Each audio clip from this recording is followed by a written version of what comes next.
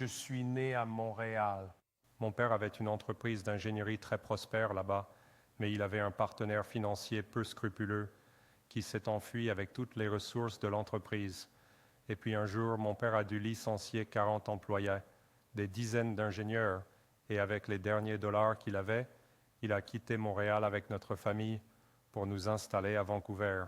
Il ne pouvait pas trouver de travail parce que même s'il avait tous ces ingénieurs qui travaillaient pour lui, il n'avait pas d'éducation formelle et donc nous avons dû nous installer à Vancouver. Nous nous sommes installés dans le quartier le plus pauvre de Vancouver, mais cela s'est avéré être une bénédiction déguisée parce que je suis sur le spectre autistique. Je ne parlais pas. J'avais de très mauvaises compétences motrices. Je ne pouvais pas tenir un crayon ou un stylo et tous les amis de mes parents m'avaient diagnostiqué comme mentalement retardé.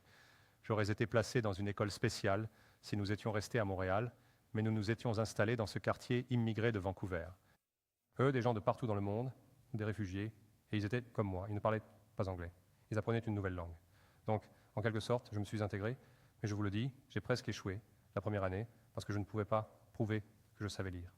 Je ne pouvais pas prouver que je savais faire des mathématiques parce que je ne pouvais pas tenir un crayon. Mais c'était une enseignante qui m'a retenu après l'école un jour et m'a dit « Tu n'as pas besoin de parler. Je vais juste te poser des questions. Hoche la tête ou secoue la tête. » Elle a compris que même si je ne parlais pas, je savais lire. Elle m'a mis en deuxième année. Et je ne sais pas comment c'est ici, aux États-Unis, mais au Canada, ils vous placent dans la classe en fonction de votre niveau académique. Et donc, j'étais sur la dernière chaise en deuxième année. Mais j'ai un peu compris ce qui se passait et je me suis dit, je ferais mieux d'apprendre à parler. Et donc, je rentrais chez moi et je m'entraînais à tenir un crayon pendant des heures pour pouvoir effectivement écrire les lettres et les chiffres. Et à la fin de la deuxième année, j'étais sur la première chaise.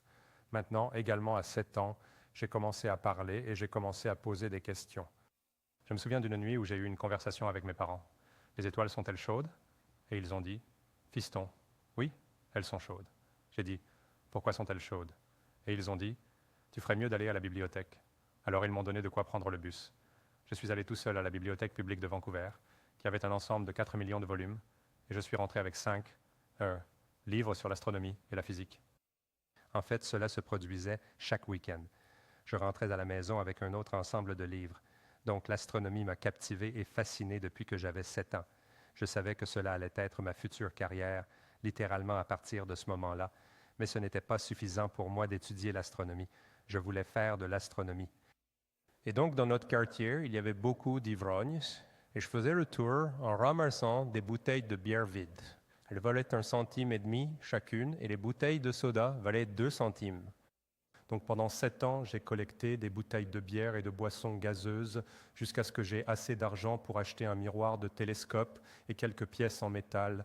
Et parce que mon père était machiniste, il m'a aidé à construire un télescope. Et donc à partir de l'âge de 15 ans, j'avais ce télescope et je l'ai utilisé pour faire une étude de recherche sur les étoiles variables. J'ai rejoint la Société royale d'astronomie du Canada et ensuite ils m'ont nommé directeur des observations à l'âge de 16 ans. Et cela exigeait que je donne des conférences à l'université. Alors j'ai commencé à donner des conférences. Et cela m'a aidé avec mon autisme à pouvoir communiquer avec les gens.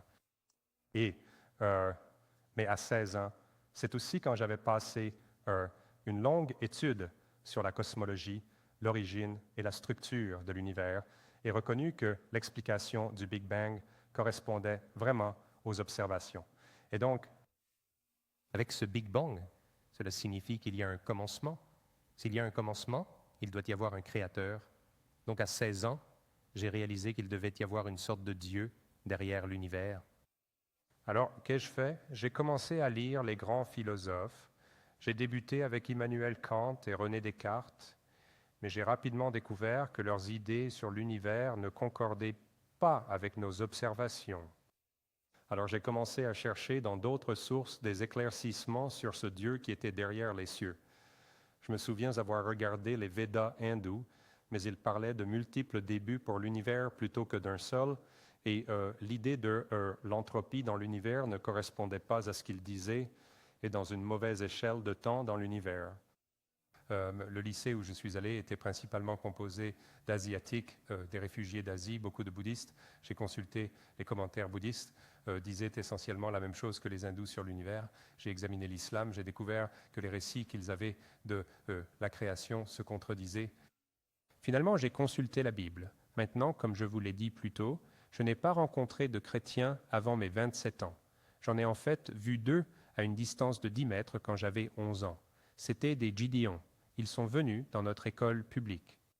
Et c'est la Bible des Gédéons que j'ai reçue quand j'avais 11 ans. Mais je ne l'ai pas touchée avant mes 17 ans. Quand j'ai commencé à la parcourir, j'ai réalisé que ce livre est vraiment différent. C'est clair, c'est direct, ce n'est pas répétitif. Ce n'est pas, vous savez, cet appel au snobisme intellectuel. Et après l'avoir étudié pendant 18 mois, j'ai réalisé que je ne pouvais pas trouver une seule contradiction prouvable ou contradiction dans ce livre. J'ai trouvé des choses que je ne comprenais pas, mais je ne pouvais pas découvrir d'erreurs ou de contradictions prouvables, contrairement à ce que j'ai trouvé dans ces autres sources. Au même moment, j'ai découvert que ce livre, à de nombreux endroits, prédisait des découvertes scientifiques futures, des choses comme le début espace-temps de l'univers, l'expansion de l'univers sous des lois physiques constantes, dont une est une loi de déclin omniprésente, ce qui impliquait que nous devons vivre dans un univers qui devient progressivement de plus en plus froid avec le temps. Au chapitre 1 de la Genèse, j'ai réalisé que voici tous ces événements de la création. Ils sont tous correctement décrits, tous dans la bonne séquence chronologique. J'ai aussi découvert que ce livre prédisait avec précision de futurs événements historiques. Et je me souviens d'une nuit à l'âge de 19 ans où j'ai calculé la probabilité que ces déclarations sur la science et l'histoire future aient pu être enregistrées par des personnes qui n'étaient pas inspirées par celui qui contrôle l'histoire et qui a créé l'univers. Et j'ai reconnu que ce livre avait un degré de fiabilité supérieur aux lois de la physique, auxquelles nous faisons littéralement confiance avec nos vies, à chaque minute de la journée.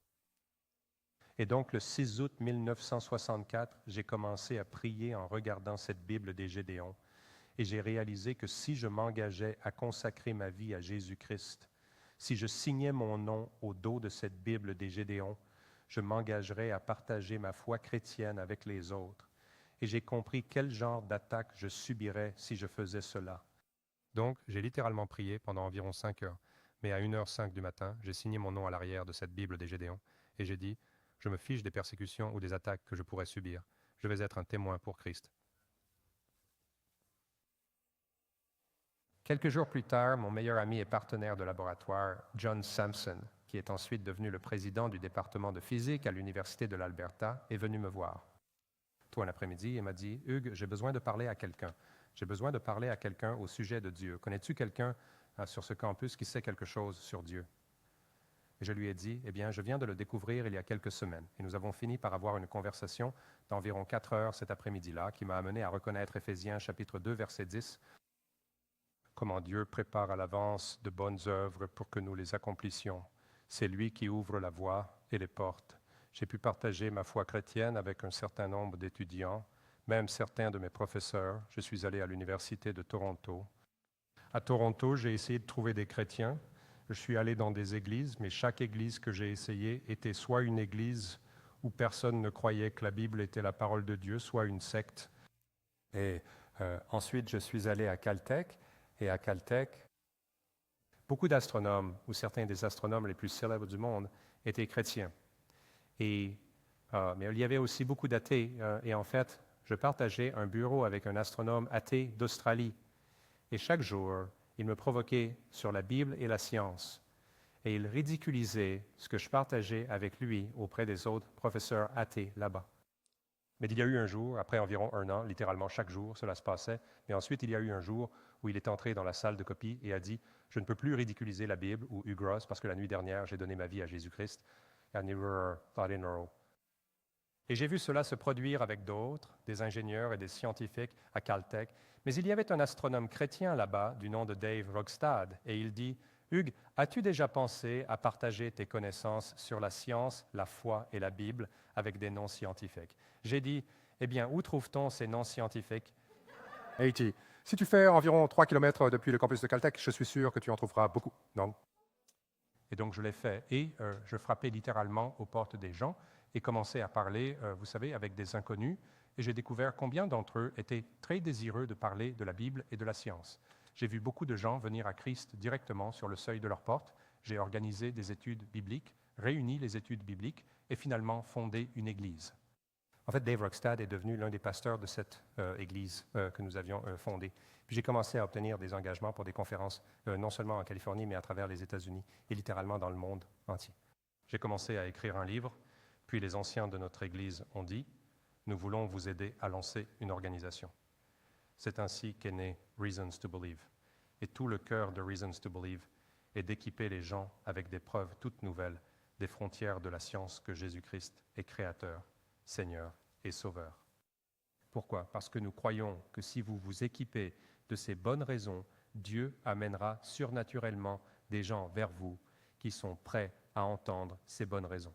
Maintenant, laissez-moi vous raconter une petite histoire. J'étais dans un avion une fois et un homme s'est assis à côté de moi, m'a serré la main et s'est immédiatement présenté comme physicien quantique. Puis il a immédiatement ajouté « Je suis athée et sceptique ». Maintenant, il est rare que quelqu'un me dise d'emblée qu'il est athée et sceptique, mais c'est ce qu'il a fait. Et il a dit « Eh bien, qui êtes-vous » Et j'ai répondu « Eh bien, je ne suis pas un physicien quantique, je suis plus dans l'astrophysique et je ne suis pas athée, je suis chrétien. » Et il dit « Oh, eh bien, que faites-vous avec la taille de l'univers? Cela semble être un tel gâchis. » Alors j'ai répondu à cette question et il dit « Eh bien, pourquoi Dieu aurait-il besoin de 13,8 milliards d'années ?» J'ai répondu à cette question. Il avait 8 objections majeures à la foi chrétienne. Nous en avons parlé au cours d'un vol de 2 heures. Alors que nous quittions l'avion pour aller récupérer nos bagages, il dit « Comment se fait-il que vous connaissiez les réponses à ces 8 questions ?» J'ai dit « Eh bien, ce sont les 8 premiers chapitres du livre que j'ai écrit il y a 1 an. » Et il a dit « Avez-vous un exemplaire de ce livre ?»